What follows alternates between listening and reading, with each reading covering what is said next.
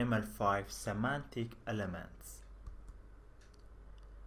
What are semantic elements? Semantic is the study of the meanings of words and phrases in language.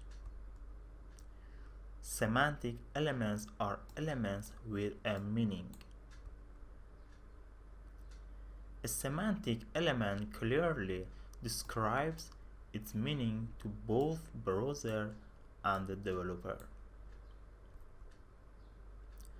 Example of non-semantic elements is div and span. Tell nothing about its content. Example of semantic elements is form, table, image, and clear define its content.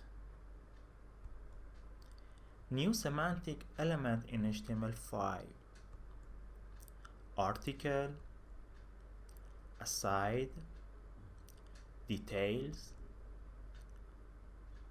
caption, figure, footer, header, main, mark, nav, section, summary, and time.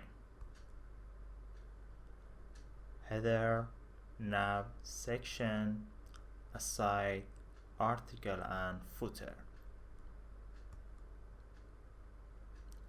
At the end of this section, we will work on a project that you will create a simple magazine website with HTML5.